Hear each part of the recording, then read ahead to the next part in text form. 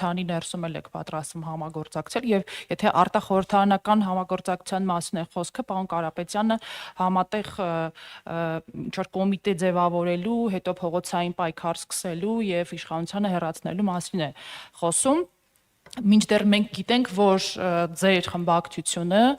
մեկ անգամ արդեն անցել է այդ տրորված եւ ձախողված ճանապարհով 2022 թվականի դիմադրության շարժումը նկատի ունեմ։ Սա առաջին հարց եւ երկրորդը Տիկին Վարդանյան, ձեզ համար այս պահին հստակ է, թե ինչու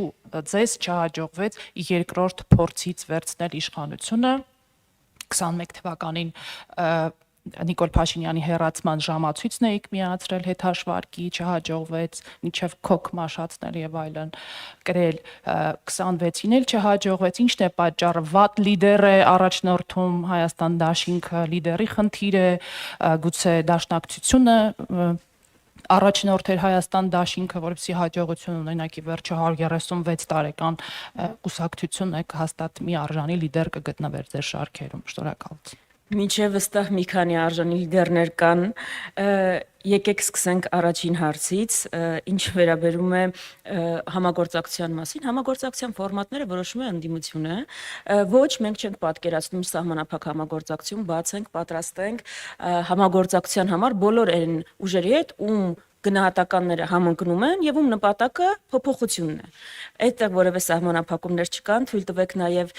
իշխող ուժի падգամավորի հարցին, որ այսպես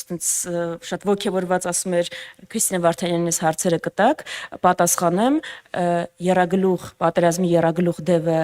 Նիկոլ Փաշինյանը, Ալիևը, Էրդողանն է։ Մենք պատերազմի այդ երագլուխ դևի հետ համագործակցություն չենք պատկերացնում, մենք պատկերացնում ենք պայքար իրենց դեմ ու առաջինը այդ դևի ամենախամաճիկ, ամենակախված գլխի դեմ պայքարն է։ Այս բառապաշարը, որը դուք օգտագործում եք, լավագույնս ցույց է տալիս ձեր վախերը, չէ, իշխող ուժին եմ ասում, ձեզ էր նայում ասում հարց կտակ, լավագույնս ցույց է տալիս ձեր վախերը ու այս ընտրություններից հետո ի՞նչ է կատարվել ձեր հետ։ Հաղթանակ եք տոնել, խի հաղթանակ, ինչի հաղթանակը չեք տոնում։ Ինչի եք սենց ավելի ագրեսիվ, ինչի եք ավելի հիստերիկ, ինչի եք ավելի գրեհիկ, անգամ երբ մենակ եք։ Կարող է ինչ-որ բան ապատահել, կարող է խոստացել եք սահմանադրական մեծամասնություն եւ չեք կարողացել ստանալ, հիմա չգիտեք ոնց արդարանալ։ Հիմա հարցնում եք, քանի անգամ պիտի փորձեք, այսինքն հարցերի համակցությունը մի քանի անգամ փորձել եք, չի ստացվել, պիտի փորձենք այնքան մինչև ստացվի։ Իսկ Նիկոլ Փաշինյանը մինչև 2018 թվականը քանի անգամ էր փորձել։ Քանի ընտրության էր մասնակցել։ Քանի շարժում չէր հաջողել։ Այսինքն քանակ կա հայրենիք փրկելու փորձերի համար։ Պիտի փորձենք այնքան մինչև հաջողի։ Ինչու չի հաջողել։ Որովհետև Հայաստանում տերոր է։ Մտքի խղճի, ազատությունների բոլոր տեսակ։ Այնպիսի խախտումներ են հայտնաբերվել։ Ես հիմա գայթակղության իհարկե չեմ տրվի ասելու, սահմանադրական դատարանում կքննվի դա,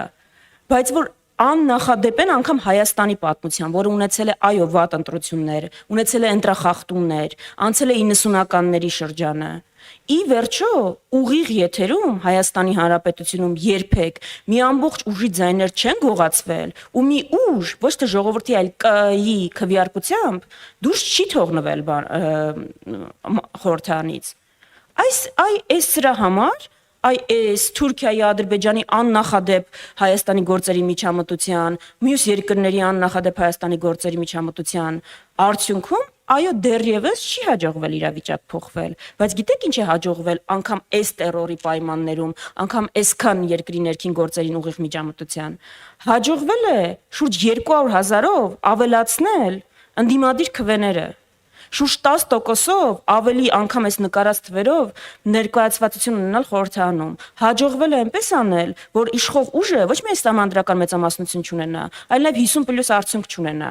Հիմա եթե սա իրենց համար հաղթանակ էր, առնվազն Պիրոսյան հաղթանակ էր, մեր համար ոչ հաղթանակ չէր։ Հաղթանակ չի, քանի այս ամեն ինչը չի փոխվել, բայց չենք էլ պատրաստվում թևերը իջեցնել, սպիտակ դրոշ բարձրացնել եւ ասել դե չստացվեց ինչ որ անգամից, ինչ որ տարի պայքարից հետո։ Մեր համար սա մեր կյանքի, մեր երկրի համար պայքար է, որը փորձերի քանակ, ժամանակատված չի ենթադրում։ Անելու ենք այնքան, մինչև ստացվի։ Ի վերջո չենք կարող ավելի պակաս համառ լինել, քան Նիկոլ Փաշինյանը իր հակազգային նպատակներում։ Մի հստակեցում անելու եւ քաղաքական հարթակ ազգային ժողովը օգտագործելով եւ նաեւ փողոցը, այսինքն երկու հարթակներն էլ դիտարկում եք, թե միայն ազգային ժողովը, որովհետեւ դիմադրության շարժման ձախողումից հետո դուք վերադարձաք խորհրդարան, դադարեցրիք բոյկոտը եւ խորհրդարանական մակարդակում եք պայքարում եւ մի բան էլ Տիկին Վարդանյանն ասում եք Նիկոլ Փաշինյանը քանի անգամ է փորձել եւ ձախողել է ձեզ համար պարզաբանված են թե որոնք են եղել այդ ձախողման պատճառները գուցե ձեր ասած խղճի մտքի եւ մնացած ոլորտների terror-ը, որը արկա էր ձեր քաղաքական լիդերի պաշտոնավարման, ինչպես նաեւ նրա հաջորդի պարոն Սերժ Սարգսյանի պաշտոնավարման օրոք։ Երկրորդ հարցը մի քիչ անհասկանալի էր։ Հայաստանում 2020-ից հետո եղած բոլոր շարժումների արդյունքն է, այն մթնոլորտը, որ մենք ունենք, ֆրանսիական դիմադրությունը չհաջողեց ազատագրել Ֆրանսիան օկուպացիայից, բայց ֆրանսիական դիմադրության շնորհիվ է, որ այսօր Ֆրանսիան նայում է ամբողջ աշխարհին եւ ասում է, որ ինքը ֆաշիստական պետություն չի եղել, իր հասարակությունը հաշ չի եղել ֆաշիզմի հետ եւ ինքը պայքարել է դրա դեմ։ Ճիշտ այնպես ինչպես ֆրանսիական դիմադրությունը, այնպես էլ հայկական դիմադրությունը եւ Նիկոլ Փաշինյանի իշխանության օրոք եղած բոլոր շարժումները հետագայում դառնալու են մեր արժանապատվության կետերը, որով Հայաստանը ասելու է, որ հաշ չի եղել այս ամեն ինչի հետ ու հասարակությունը հաշ չի եղել։ Դրանք կաթիլներ են այն ծովում, որը հետագայում դառնալու է ալիք եւ փոխելու է իրավիճակը։ Սա մեկ, երկրորդը մեզ համար, ես ներկայացնում եմ մի ուժ, որի համար չկան այսինքն չի բացառում մի գործիքը մյուսին։ Մենք կողմ ենք բոլոր գործիքների օգտագործմանը, բայց դա մարտավարական հարցեր են։ Իսկ մարտավարությունը այս փուլում ձևավորվել է նաև այլ ուժ քաղաքական, մյուս ուժը դեռ չգիտենք չեմա հաղթահարելու հարցը սահմանադրական դատարանում նաև պիտի քննարկվի, մենք կարծում ենք, որ մարտավարական առումով ընդդիմությունը պիտի հանդես գա միասնական դիրքորոշումներով, որովհետև դա է ամենաարդյունավետը։ Այդ բոլոր հարցերը կապված են այդ քննարկումների հետ եւ կարծում ենք, որ ընդդիմությունը եթե ուզում է արդյունավետ լինել, պիտի ունենա այս հարցերում խորհրդարան գալ չգալ,